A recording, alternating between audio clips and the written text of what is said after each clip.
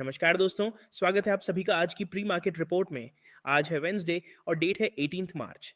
तो भाई लोग, आज का सेशन एकदम इंपॉर्टेंट होने वाला है और मैं आपसे सीधा बोल रहा हूं कि आज का वीडियो स्किप मत करना, क्योंकि आज का पूरा सेटअप, आज का डेटा और आज का प्लान डायरेक्टली कल की सेंसेक्स एक्सपायरी को इम्पैक्ट करेगा। कल हमने निफ्टी की वीकली एक्सपायरी में एक स्ट्रॉन्ग बाउंस देखा था। क्लोजिंग हुई थी अराउंड 23,581 के पास और उस बाउंस को देखकर बहुत लोग बुलिश हो गए होंगे। लेकिन भाई लोग, एक दिन के बाउंस से ट्रेंड चेंज नहीं होता और आज ही डिसाइड होगा कि वो बाउंस सस्टेन होता है या फेल हो जाता है।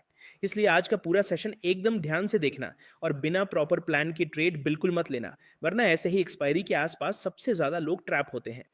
भाई लोग, सबसे पहले ग्लोबल मार्केट्स की बात कर लेते हैं। गिफ्ट निफ्टी अभी अराउंड 23,640 के आसपास ट्रेड कर रहा है, जहां लगभग 50 टू 60 पॉइंट्स की तेजी है। मतलब माइल्ड गैप अप का इंडिकेशन मिल रहा है। लेकिन याद रखो भाई, गैप अप सिर्फ ओपनिंग बताता है, डायरेक्शन नहीं।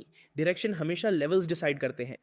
यूएस मार्केट्स की बात करें तो डाउ जोन्स फ्यूचर्स 47,140 के आसपास ट्रेड कर रहा है, जहां 140 से 150 पॉइंट्स की तेजी है। नैस्डैक 22,400 एपी के पास है, जहां अराउंड 100 पॉइंट्स का गेन है।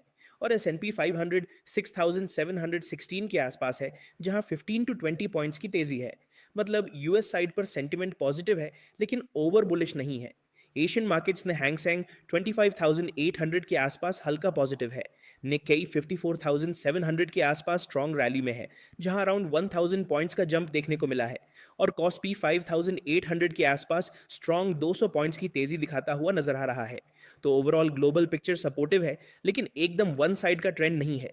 मतलब आज भी मार्केट में स्विंग्स, फेक मूव्स और रिवर्सल सब कुछ पॉसिबल है। भाई लोग, अब सबसे इंपॉर्टेंट ग्लोबल न्यूज़ देख लो, क्योंकि ये सेंटिमेंट को कभी भी फ्लिप कर सकती है। यूएस में director of national counter terrorism centre Joseph Kent ने रेजिग्नेशन दे दिया है और उन्होंने क्लियरली बोला है कि वो ट्रंप चाचा के ईरान के अगेंस्ट जो मिलिट्री कैंपेन चल रहा है उसको सपोर्ट नहीं कर सकते। उनका मानना है कि ये वॉर किसी जेन्युइन नेसेसिटी की वजह से नहीं है, बल्कि इसराइल के प्रेशर की वजह से हो रहा है। मतलब ग्लोबल लेवल पर इंटरनल डिसएग्रीमेंट बढ़ रहा है और अगर सिचुएशन एस्केलेट होती है तो वॉलेटिलिटी स्पाइक हो सकता है। तो भाई लोगों, इस न्यूज़ को इग्नोर मत करना। ये इंट्रा डे में भी सडन मूव्स क्रिएट कर सकती है और आपका पूरा ट्रेड सेटअप बिगाड़ सकती है।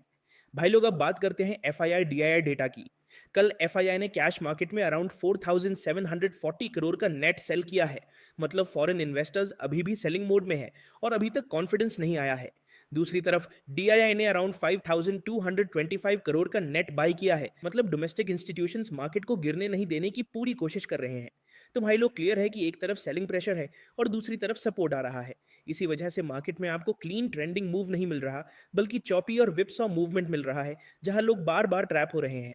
डेरिवेटिव्स डेटा को अगर थोड़ा और डीप में डिकोड करें तो एफआईआई ने बैंक निफ्टी फ्यूचर्स में बाइंग की है, जो एक पॉजिटिव साइन है बैंकिंग के लिए। लेकिन निफ्टी फ्यूचर्स में सेलिंग की है और मिड कैप निफ्टी फ्यूचर्स में भी सेलिंग की है, लेकिन निफ्टी 50 फ्यूचर्स में बाइंग की गई है। मतलब क्लियर है कि पोजिशनिंग सेलेक्टिव है, पूरा मार्केट बुलिश नहीं है। इसी वजह से आज आपको ऐसा भी हो सकता है कि इंडेक्स ऊपर दिखे और स्टॉक्स गिर रहे हों, या उल्टा हो। इसलिए ब्लाइंडली इंडेक्स देखकर ट्रेड मत लेना। भाई लोग, अब देखते हैं आज के इंपॉर्टेंट स्टॉक्स इन फोकस की। सबसे पहले रिलायंस इंडस्ट्रीज पे फोकस रखना, क्योंकि न्यूज़ फ्लो आ रहा है कि जियो आईपीओ का प्रोसेस फास्ट हो सकता है और अगर इसमें कोई स्ट्रांग मूवमेंट आता है तो पूरा मार्केट उसके साथ मूव करेगा, स्पेशली निफ्टी को डायरेक्ट इंपैक्ट करेगा। उसके बाद ऑटो सेक्टर से मारुति सुजुकी इंपॉर्टेंट है। कल स्ट्रेंथ थी तो आज फॉलो थ्रू आ सकता है। मेटल स्पेस में टाटा स्टील पे नजर रखना, क्योंकि ग्लोबल मेटल प्राइसेस वॉलेटाइल हैं, तो यहाँ फास्ट इंट्राडे मूव्स मिल सकते हैं। बैंकिंग में पीएनबी और ओवरऑल पीएसयू बैंक्स एक्टिव रह सकते हैं, क्योंकि बैंक निफ्टी का सपोर्ट यहीं से आता है। आईटी सेक्टर में टीसीएस इंपॉर्टेंट रहेगा, लेकिन यहाँ थोड़ा प्रेशर या साइडवेज मूव देखने को मिल सकता है। भाई लोग, अब इंडियन एडीआर्स की बात करें तो क्लियर पिक्चर मिल रही है। आईसीआईसीआई बैंक और HDFC bank ADR stable to slightly positive है। मतलब बैंकिंग सेक्टर आज सपोर्ट दे सकता है, लेकिन इन्फोसिस और विप्रो एडीआर वीक है। मतलब आईटी सेक्टर आज अंडर परफॉर्म कर सकता है। सिंपल सी बात, आज अगर रैली आती है तो बैंकिंग लीड करेगा, आईटी सपोर्ट नहीं देगा। भाई लोग, अब बात करते हैं इकोनॉमिक कैलेंडर की। इंडिया साइड से आज कोई मेजर हाई इंपैक्ट डेटा नहीं है। मतलब डोमेस्टिक साइड काम है, लेकिन ग्लोबल साइड पर यूएस पॉलिसी रिलेटेड अपडेट्स और जापान ट्रेड डेटा इंपॉर्टेंट है, जो सेंटीमेंट को इंपैक्ट कर सकते हैं। और ऊपर से जियोपॉलिटिक्स ऑलरेडी हीटेड है, तो इंट्राडे में कभी भी सडन वॉलेटिलिटी आ सकती है। भाई लोग, अब सेंसेक्स की ऑप्शन चेन डिटेल में देख लेते हैं। ऑप्शन चेन क्लियरली ये दिखा रही है कि 76,500 से 77,000 के जोन में हैवी कॉल राइटिंग बिल्ड हो चुकी है। मतलब ये एक स्ट्रॉन्ग रेजिस्टेंस जोन है और जब तक ये जोन ब्रेक नहीं होता तब तक स्ट्रॉन्ग अपसाइड एक्सपेक्ट मत करना। डाउन साइड में 75,500 से 75,900 के जोन में स्ट्रॉन्ग पुट राइटिंग है, मतलब ये एक स्ट्रॉन्ग सपोर्ट जोन है। तो भाई लोगों सिंपल लैंग्वेज में समझो, 75,500 से 76,500 एक एक्सपायरी रेंज बन चुकी है। इस रेंज के अंदर मार्केट को घुमाया जाएगा, ऊपर जाके ट्रैप करेगा, नीचे जाके ट्रैप करेगा और प्रीमियम खाएगा। इसलिए बिना कंफर्मेशन ट्रेड लेना मतलब खुद ट्रैप में जाना। भाई लोग अब आते हैं चार्ट्स पर। सबसे पहले बात करते हैं निफ्टी की। कल का हाई था अराउंड 23,656 और क्लोजिंग स्ट्रांग हुई थी। लेकिन जब तक निफ्टी 23,650 के ऊपर सस्टेन नहीं करता, तब तक स्ट्रांग बुलिश नहीं मानेंगे। आज अगर ओपनिंग के बाद निफ्टी इस लेवल के ऊपर सस्टेन करता है और वहां होल्ड करता है, तो अपसाइड में पहला लेवल 23,700 का आता है। अगर यहां से ब्रेकआउट मिलता है तो नेक्स्ट जोन 23,740 से 23,750 का है। ये जोन बहुत इंपॉर्टेंट है क्योंकि यहाँ पहले भी सप्लाई आई है।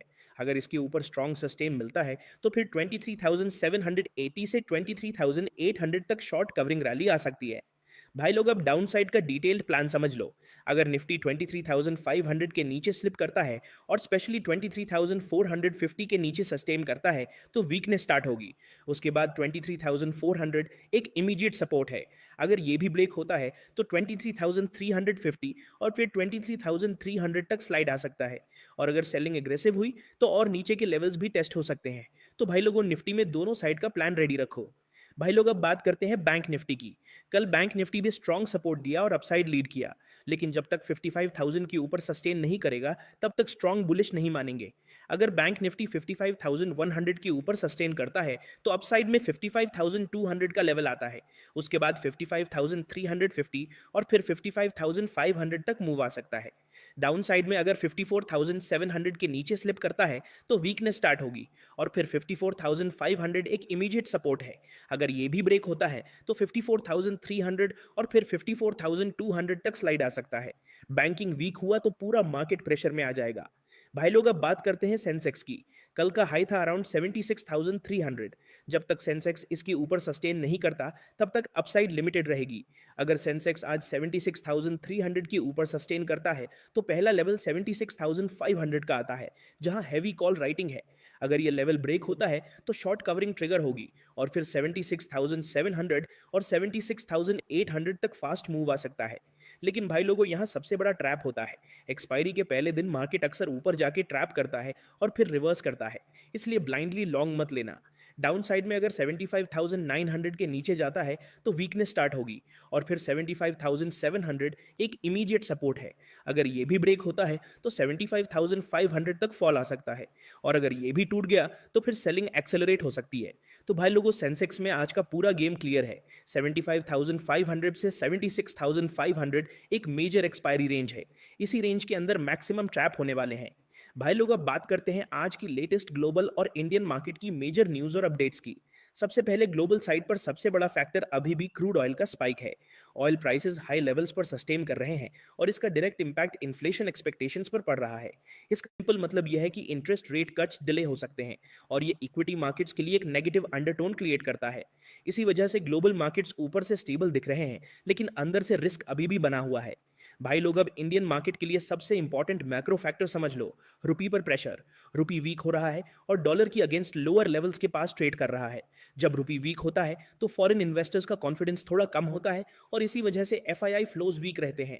अब सेक्टर वाइज इंपैक्ट समझ लो। हाई क्रूड ऑयल की वजह से एनर्जी स्टॉक्स जैसे ओएनजीसी और ऑयल इंडिया फोकस में आ सकते हैं।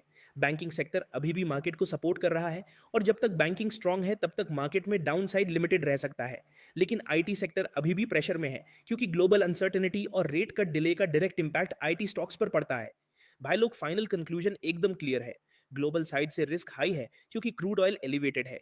इंडियन मार्केट में बाउंस है लेकिन उसमें कन्विक्शन मिसिंग है क्योंकि एफआईआई सेलिंग कंटिन्यू है और सबसे बड़ा ट्रिगर रिलायंस है जियो आईपीओ के सेंटिमेंट के साथ। इसलिए आज का मार्केट टेक्निकल से ज्यादा सेंटिमेंट ड्रिवन रहने वाला है। भाई लोग आज की प्री मार्केट रिपोर्ट यहीं तक। अगर आपको वीडियो पसंद आया हो तो वीडियो को लाइक करना, कमेंट में बताना आपको वीडियो कैसा लगा और चैनल को सब्सक्राइब कर लेना। मैं मिलता हूं आप सभी से पोस्ट मार्केट एनालिसिस में। तब तक के लिए जय हिंद, जय भारत।